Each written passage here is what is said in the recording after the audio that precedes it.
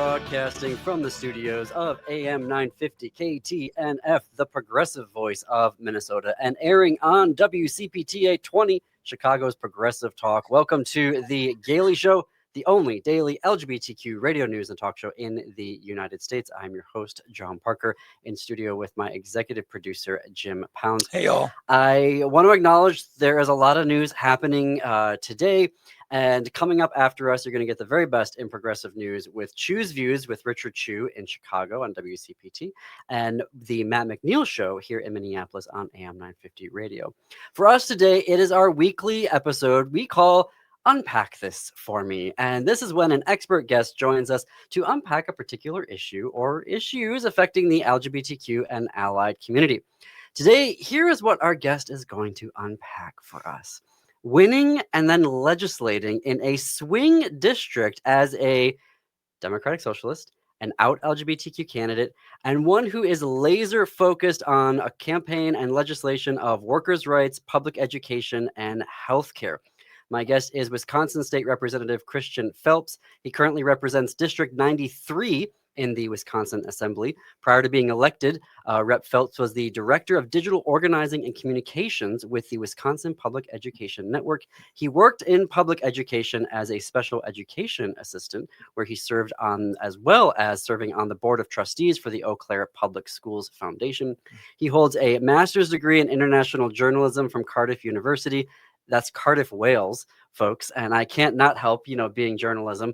His work has been featured in the Leader Telegram, Planet, the Welsh International, Wisconsin Examiner, Up North News, and WORT News 89.9 FM in Madison. Representative Phelps, welcome to the Gailey Show. Thanks for the invitation. And John, we have so much in common. I didn't know you were going to have such a deep dive on me ready to go, but journalism, got to have those bios ready to go. Okay, Christian, the federal government is shut down since the MAGA party is refusing to negotiate with the Democratic Party about extending subsidies for individuals and families on the Affordable Care Act. You ran on healthcare and have been working on it in the Wisconsin Assembly since your election last year. Right away, can we get your thoughts on the shutdown and its impacts on Wisconsin as it stands right now? Yeah, the shutdown was unfortunately pretty predictable, I think, because Trump and the movement that he has sort of held, in a chokehold for so long was really upfront about the fact that they were going to do everything that they wanted to do in the service of protecting their own power, no matter how harmful or unpopular it was. And so when a deadline started approaching to keep the government open, if it meant having to think twice about the second wave of massive tax cuts they have given to the ultra wealthy in exchange for people's healthcare subsidies. Unfortunately, I think we could have seen it coming a mile away, and it's entirely on him and his party. Unfortunately, what we're seeing is the very real impacts of their willingness to hold the federal government hostage. I think that the American healthcare system in general is responsible for the fact that, for example, 2 hospitals in my region, one in my district, closed abruptly in 2024, and dozens of clinics. And then to make matters worse, what subsidies we do have available, people are going to see their premiums rise significantly in the near future unless something happens. Not to mention all the federal funding streams that keep people's livelihoods afloat here in Western Wisconsin, food programs and basic, employment and benefits are all on the line because Trump wants that badly to protect tax breaks for billionaires. I did not know about that hospital system closing in your district. There's a lot of concern about the big, beautiful, we call here ugly bill and the payments that are going to be stopped and the impact that's going to have on rural hospitals and potentially having them closed down. Have you heard anything from your constituents or healthcare workers about concerns, knowing that legislation, the impacts are really going to happen in 2027 so they don't have to campaign on them in 26? Yeah, well, good point on the impacts being felt in 2027. In a lot of ways, though, I think Wisconsin has had previews of what Trump-like governance looks like a little bit in advance. When I was approaching the end of my teen years and becoming an adult, Scott Walker became the governor of Wisconsin and really, in my opinion, paved the way for the kind of austere, authoritarian governance that Trump ended up showing at the national level with, attacking labor unions and public funding for public services and public schools. And so in the same way, I think, the impacts on rural healthcare are a little bit easier for us to feel in Western Wisconsin because we've already seen that a lack of public oversight and treating healthcare as a human right has led to hospital closures. And, while campaigning last year, I would sometimes meet people every day who lost their jobs that were employed at the hospital in my district, the hospital my sister and I were born at back in the 90s. And so I think that we're well aware of the type of human suffering and economic hardship that can come from Trump-style governance here in Western Wisconsin. The question is, do we have a strong and unified enough response to it on the left that gives people the confidence to trust another form of governance? And I think every time we kind of capitulate or waffle on basic beliefs like healthcare is a human right, it makes people wonder, well, what would be so different if Democrats were in charge? And so that's where I see kind of my role right now, is to say it should be a lot different if we're in charge, and we should have a blueprint for demonstrating that to our constituents. Mm-hmm. Another big headline happening in the news is the No Kings protest that happened this past weekend. I've seen various numbers of 7 to 8 million people across the country were participating in it. Curious about your thoughts, and I don't know if you were actually in your district when it happened, but what are you hearing from folks in your district regarding to this idea of, please, no kings in this country? Yeah, I was here. The latest estimates I heard were 6,000 to 7,000 people here in Eau Claire. It was a big demonstration, the second of its kind in Eau Claire. We had a No Kings protest in June with almost the same numbers as well. What I'm hearing is that people just want their government to reflect the actual values of the community.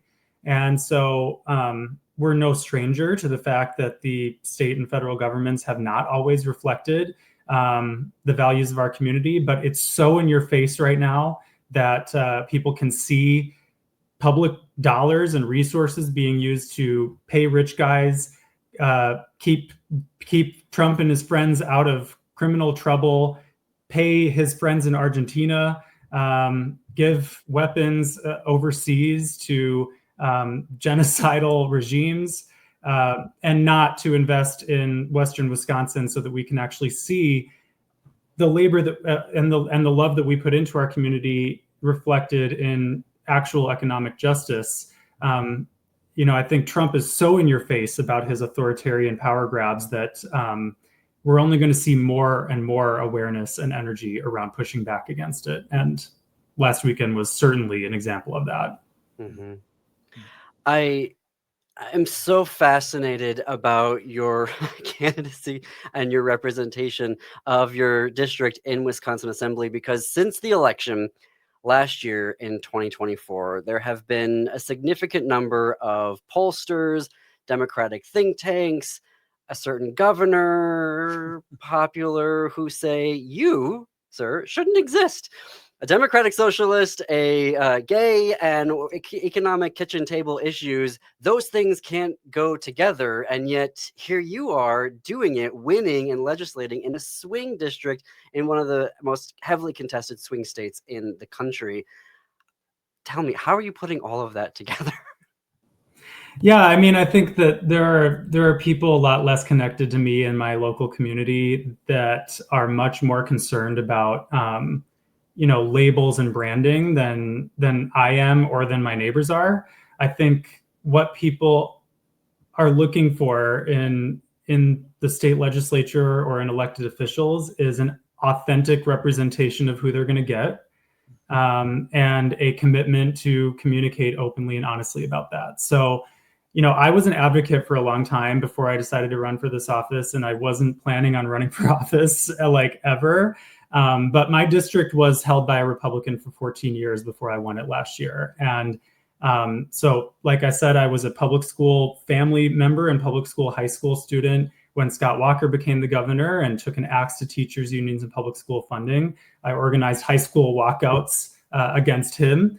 I was a public special education paraprofessional and teachers union member, and really saw the impact of his movement when I worked in the public schools directly with the kids that need the most and are getting so little.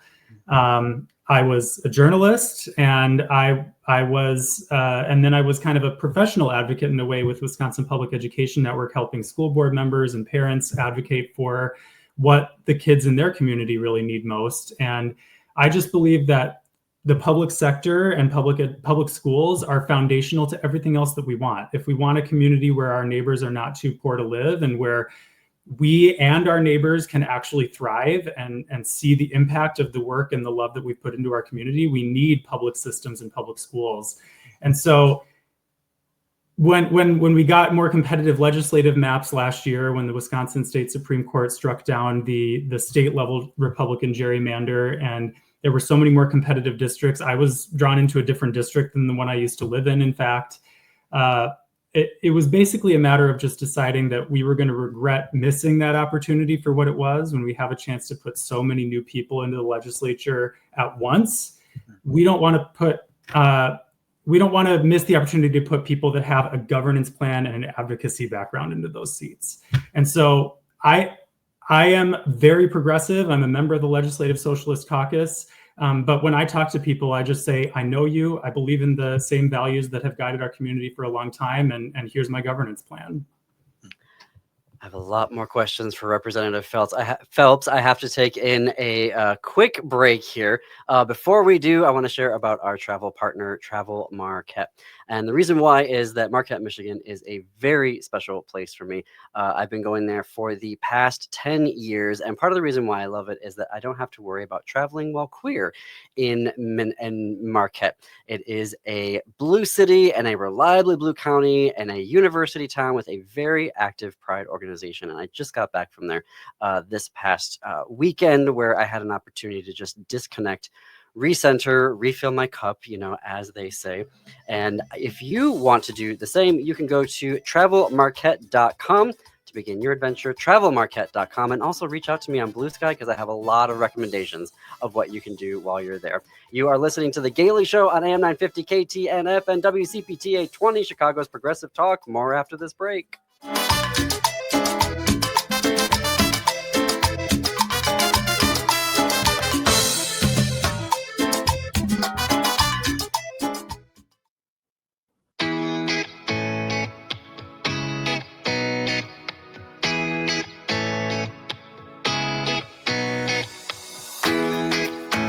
Welcome back to The Gailey Show. I'm John Parker, in studio with my executive producer, Jim Pounds. This is our weekly episode we call Unpack This For Me, where we sit down with an expert guest to take a deep dive into issues facing the LGBTQ and allied community.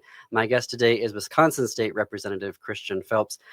Christian, public education, big platform for you. You were saying that you were organizing walkouts when you were still in high school in protest of Act 10.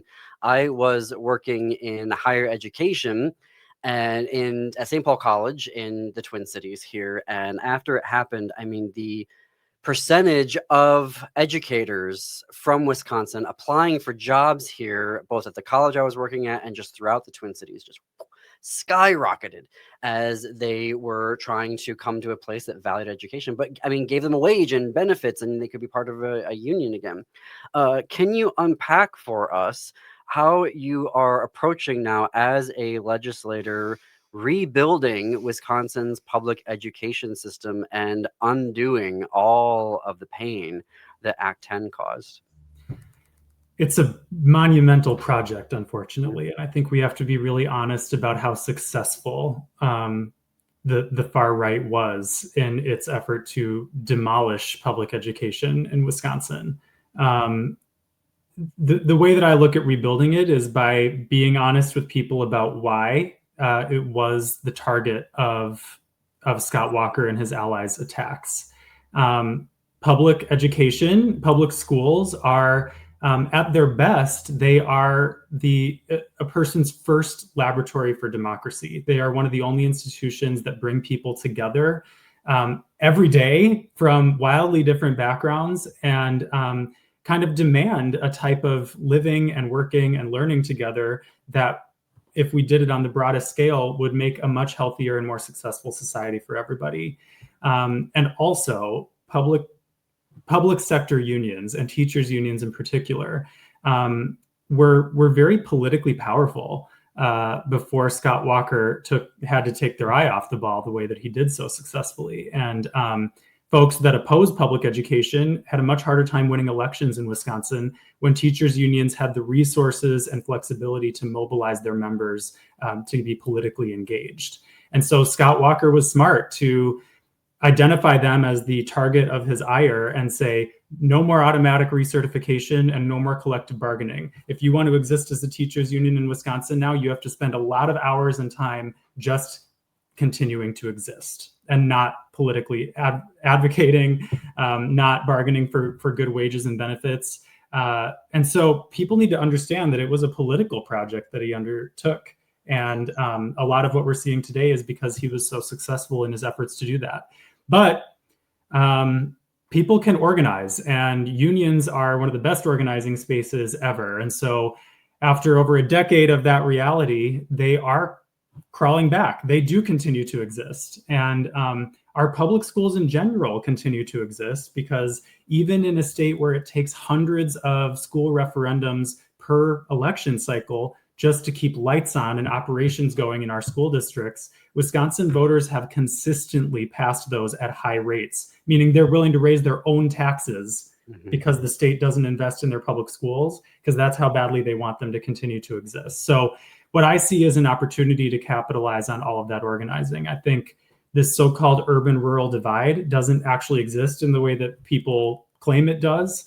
When I go into the rural parts of my district, which is about almost half of my constituents are rural, and the other half live in the city of Eau Claire. When I say, I want to keep your public school open, I want to stop wasting your tax dollars on private, unaccountable schools that you can't even see here in rural Wisconsin, and I want to make sure that your kids and your neighbors' kids have the opportunity to thrive in a public school environment, I have a hard time finding people that categorically disagree with that. Maybe we don't agree on everything about the method, but I think it's a really good way to break down that urban-rural divide and build some political power around saving public schools. And also, we just need to put public school advocates in charge of the government. It's been a really long time since Democrats had a majority in the Wisconsin legislature. And when we get that majority next year, we are going to use it to fix our school funding formula, stop raising people's property taxes, which is a very regressive tax system, impose fair taxes on the very wealthy, and invest in kids for what they're worth, which in my opinion is the most valuable resource and investment that we could possibly make. So we have to articulate that plan. We have to give Democrats the majority in the legislature, and we have to approach our constituents in urban and rural Wisconsin with the kind of empathy and patience that it takes to explain the political project that we have before us, because I think that people are going to be on board with it when they have that opportunity. We're talking with Wisconsin State Representative Christian Phelps, who represents the 93rd District, a swing district in the Wisconsin Assembly.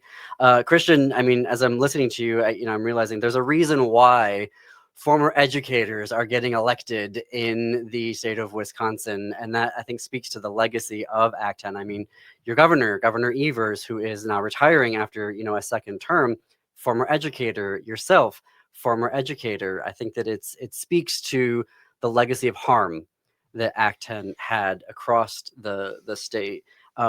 Jim is actually a resident of Wisconsin, just a little bit north. We're in 50. I'm in 75, 72. Which is northwest, southeast Burnett County. So you talked about authentic representation.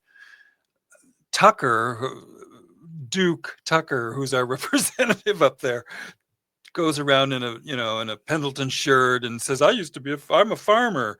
And of course, he's an IT professional. If you look up his actual bio, he's a phony. He's wearing a costume to pretend to be a farmer like all you farmers, and he's an IT guy. So I appreciate that you're who you say you are. That goes a long way with me. So the thing that I'm also very proud of is the fact that one of the falsehoods expressed by Republicans in the state is that, oh, well, the only Democrats live in Milwaukee and Madison. Well, baloney.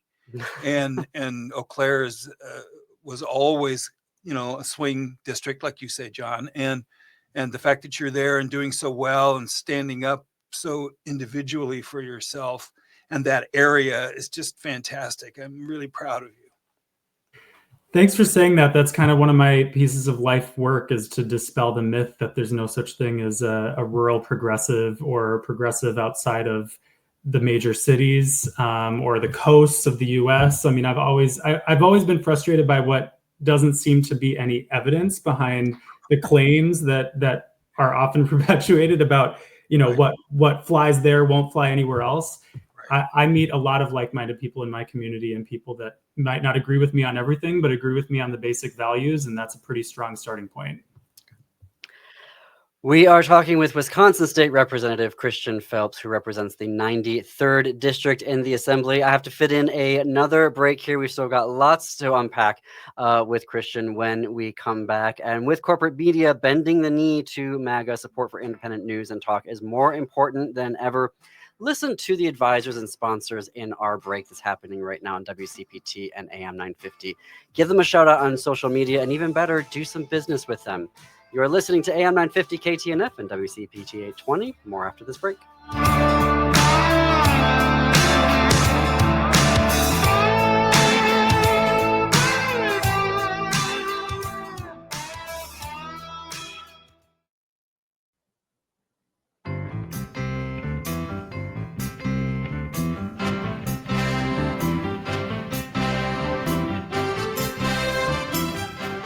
Coming to you from the studios of AM 950 KTNF and WCPT 820, Chicago's Progressive Talk. Welcome back to the Gailey Show. I am John Parker. It is 33 minutes after the hour. It is our weekly Unpack This For Me episode, when an expert guest joins us for the hour to unpack a particular issue or issues affecting the LGBTQ and allied community. Today, our guest is unpacking for us winning and then legislating in a swing district as a Democratic Socialist, an LGBTQ candidate, and a legislator with a laser-focused agenda on workers' rights, public education, and healthcare. Our guest is Wisconsin State Representative Christian Phelps, who represents the 93rd District in the Wisconsin Assembly. Christian, part of democracy is having good maps. And Wisconsin is coming out of a map nightmare as the country nationally, Congress is going into a map nightmare.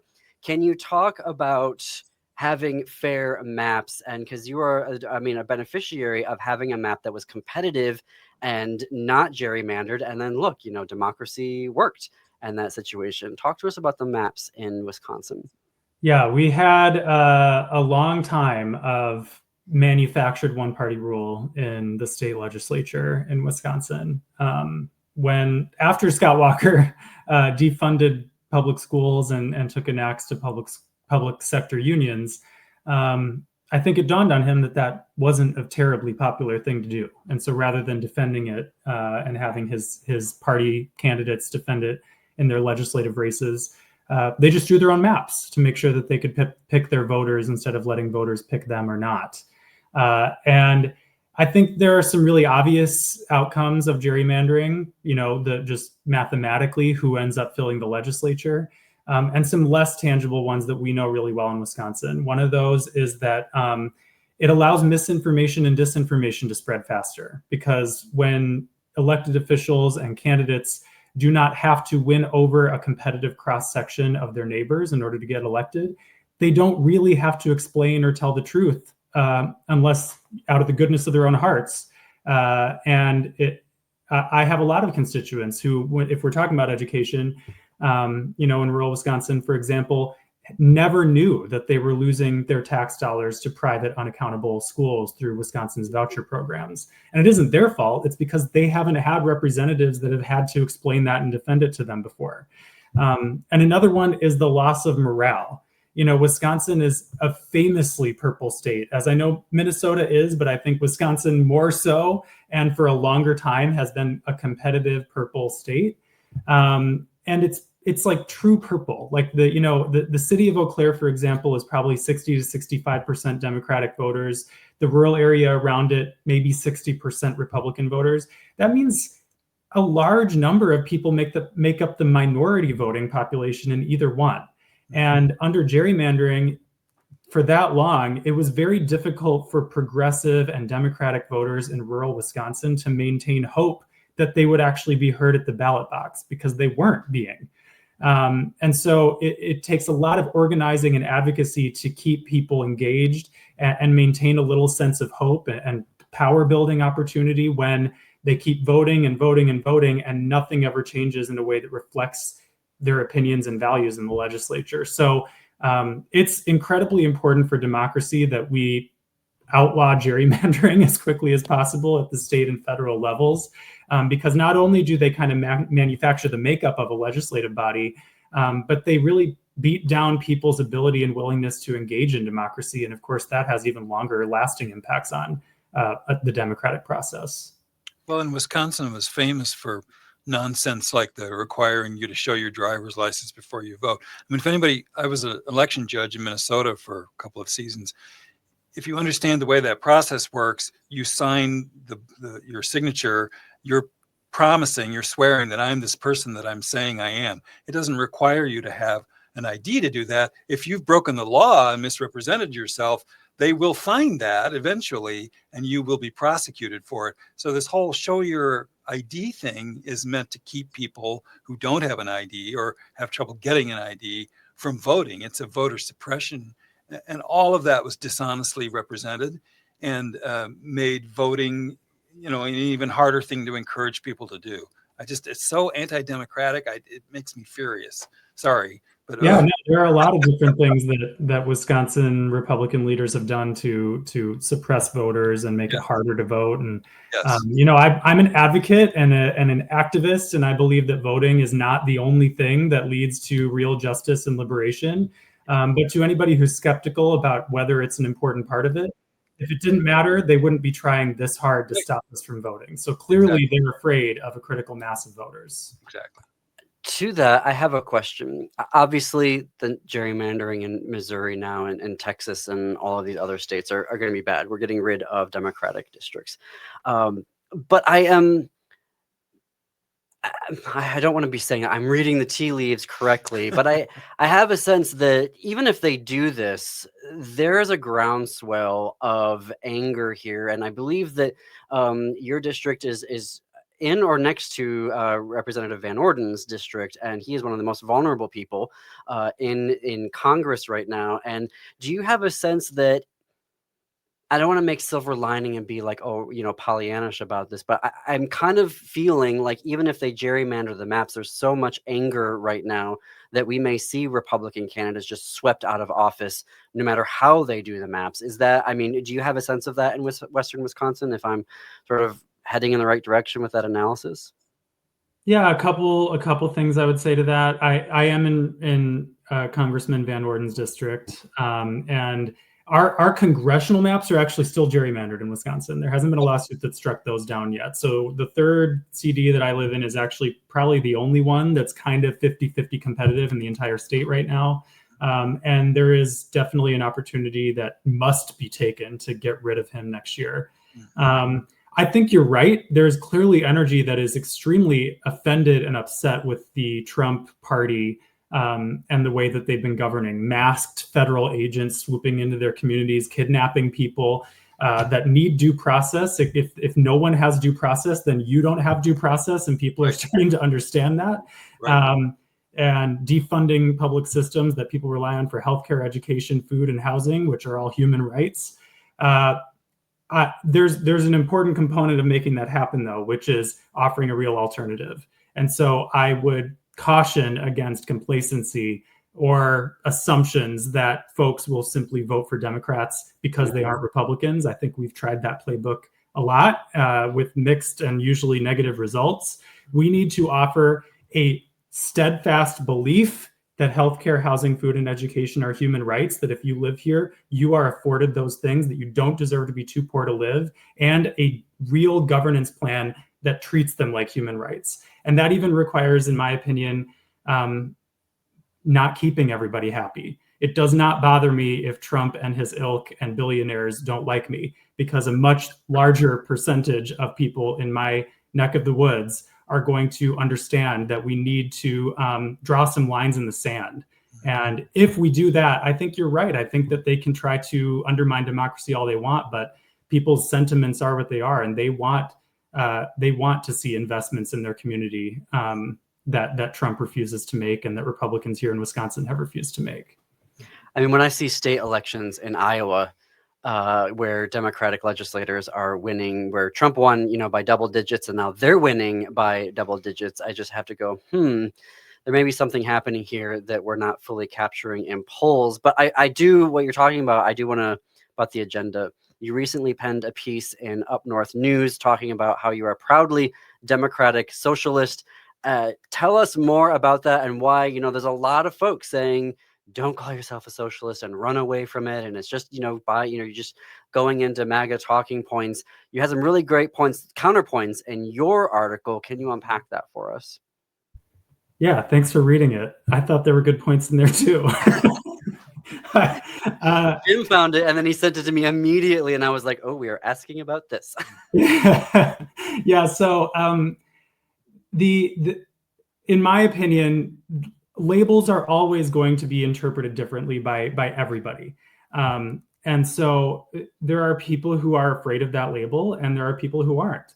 I point out in that article that Democrat is a label too. One that I am a member of the Democratic Party and I run as a Democrat and I am an Assembly Democrat. Recent polls have shown that the Democratic Party has an approval rating in the 25 to 35% range, I think. And so anytime you embrace a label, you're going to have to explain to your constituents and voters what it means to you. I caucus with the Wisconsin Legislative Socialist Caucus, partly because the other three members of that caucus and I have worked together for a long time on the same things.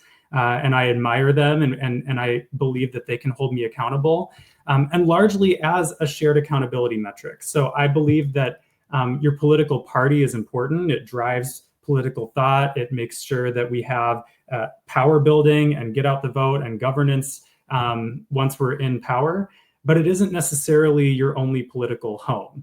And so the Wisconsin Legislative Socialist Caucus holds me accountable to the values that I ran on. And it to me, it's an acknowledgement that I'm not some kind of morally superior superhuman that can never be corrupted by fundraising metrics or partisan politics or power. And I want this mechanism to make sure that I'm remembering that everything I do isn't about me in this role. It's about a movement that may or may not even be achieved in the course of my life. It's about constantly evaluating every decision before us through the lens of whether it moves us closer to treating healthcare, housing, food, and education as human rights or not, and making a decision based on that and that alone. And if it is a politically inconvenient decision, we will make that decision anyway, and then we'll come up with a strategy to message around it, organize around it, build power around it, and give voters an opportunity to hold us accountable for it. It's an acknowledgement that all public resources and governance should be evaluated through that lens before it's evaluated through partisan politics or anything else. And I'm very grateful for Representatives Clancy, Hung, and Madison, who are good friends of mine and who share that belief system with me that we have to do something about the capitalist economic system we live in, because if it were working, people wouldn't be struggling so badly. Zohran Mamdani is the highest profile Democratic Socialist right now and the boogeyman of a lot of third wave Democrats who say that he will not play in middle America. What is your response to them?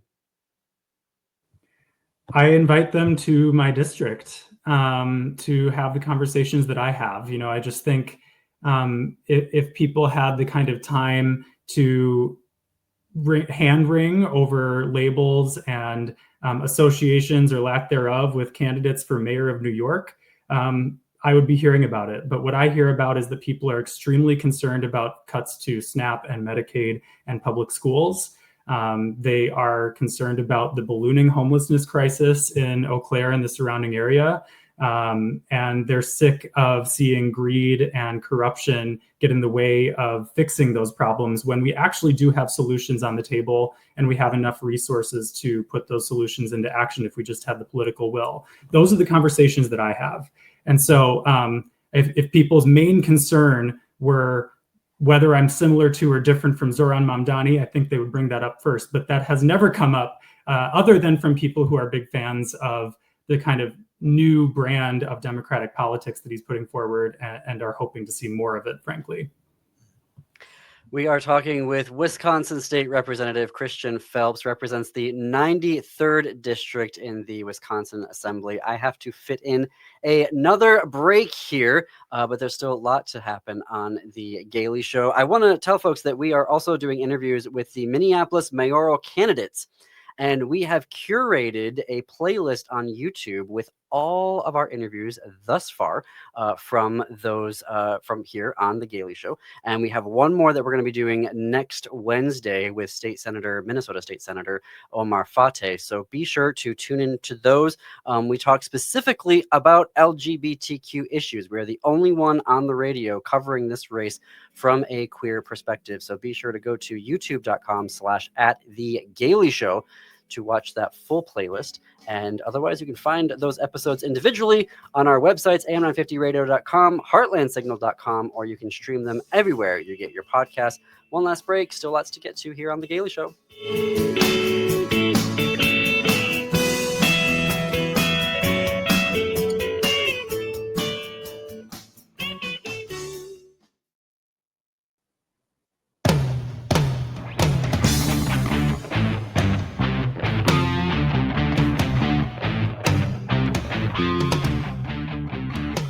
Welcome back to the Gailey Show. I'm John Parker. We are coming up on the top of the hour. I am joined by both my executive producer, Jim Pounds, and Wisconsin State Representative Christian Phelps, who represents the 93rd District in the Wisconsin Assembly. And I can't believe this hour is almost up. We're coming up on the top of the hour. And Christian, schools on which you run so splendidly and vociferously on, schools are the ground zero for Republican and MAGA attacks on LGBTQ kids. And I would be remiss not to ask you about how you are trying, as you're rebuilding and working to rebuild the Wisconsin public school system after decades of MAGA rule. How do you see supporting LGBTQ kids in the public education system there? I mean, I see the fight for public education and the fight for LGBTQ plus freedom as the same fight. I think we have to be honest as public school advocates and educators that our public schools, even before they started being attacked by Scott Walker and his ilk, were not perfect and are not perfect and have not always led to a sense of welcoming and belonging for LGBTQ youth or families. But privatizing the system or making it less welcoming is certainly not a solution. And in the same vein, when you think about the role of a public system and using public resources to support a community, LGBTQ identities are unique. They are often not shared with one's biological family. And of course, as members of the community ourselves, I'm sure that we all have personal experience with friends and loved ones who have not felt supported by their biological family in their own lives and identities. And when there is a strong and robust public system in place, that's one of the most concrete and tangible times that somebody needs that system. When they are feeling alone and they're a young person and they're at risk of isolating further. A public system that treats non-discrimination seriously, we'll step in to provide that support as somebody comes to understand their identity and the sense of safety. And I think we also probably all know people who would say that their lives were saved by a great teacher. And so I think these fights are very interconnected to me. I don't see social and economic policy as distinct things, because we have members of our community who are particularly likely to face youth homelessness and depression and addiction and worse, because our identities continue to be othered, including by political leaders, and people can feel the impact of that rhetoric. And so we need to invest harder, more, and draw more of a line in the sand around, you're not going to defund the public systems that are there for our community members when they need them most. Jim, I know you have some questions for Christian. Well, one thing I'm curious about, I look at you and I see the future, and maybe that's something that's I'm making a symbol out of you, and I know you're not a symbol. I know you're a person, and I respect you as an individual. But I think, and John, you're saying it too, this is the kind of person who can simplify what everybody else is trying to make complicated. You can personalize it. You have youth and optimism, that just is a function of your age and all of that. But you don't come from San Francisco or some sort of stereotypical place of gayness. You come from Eau Claire, Wisconsin. And so you're these combination of things that I think are really powerful and give me optimism. Something that John maybe isn't aware of, we're still fighting the battle in the legislature where Republicans control both houses. So there's a lot that we can't do until 2026, when we darn well better win one of those two houses. But do you have a priority when that moment comes in the Assembly or the State Senate where you can see a legislative opportunity? Do you have a particular priority? It's hard to separate any from any others, for me, because they are all connected, and the deprivation of any one right or freedom is the deprivation of all of them in a way. But I know what my role is how I would answer that question. And I come with a very specific background in messaging and communications and community organizing and policy-wise on public education. And so I want to see a Democratic trifecta in January 2027 that has a plan in place to significantly reinvest in public schools, strengthen non-discrimination standards, target resources where they're needed most, which is special education, English language learners, and students facing poverty, and stop wasting people's public dollars on private schools, which in Wisconsin are allowed to discriminate against students and families. To be very clear, it is legal for them to discriminate against students and families, even if they're receiving your taxpayer dollars. And so I don't personally appreciate it when elected officials pretend to be experts in things they aren't experts in. So I care just as much about the environment and healthcare and labor rights and legalizing cannabis and many other things as I do about public education. And I'm going to listen to the experts on those issues so that we have a blueprint for that too. I'm going to offer a blueprint from my background on reinvesting in public education and communicating that out to our constituencies, urban and rural alike. I look forward to hearing more about the agenda. Hopefully, Christian, you'll be back here on the Gailey Show as we get closer to 2026 election and that hopeful Democratic trifecta in Wisconsin in 2027. You can connect with Representative Phelps on Instagram. He is at CS_Phelps. You can also search for him on Facebook. And if you Google Christian Phelps Gov, Wisconsin Gov, you can find his legislative website. I'd give the link. We're going to put it in our show notes and website, but to say it right now, it's a lot. Christian, thank you for joining us here today on The Gailey Show. Thanks so much. It's been really fun. All right, folks, up next on WCPT 820 is Choose Views with Richard Chu. On AM 950, it is the Matt McNeil Show. Stay tuned after that for Native Roots Radio, and then step into the unknown with Greg Bakken on Ghost Box Radio. And until this time tomorrow, Keep it queer, America. Keep it queer.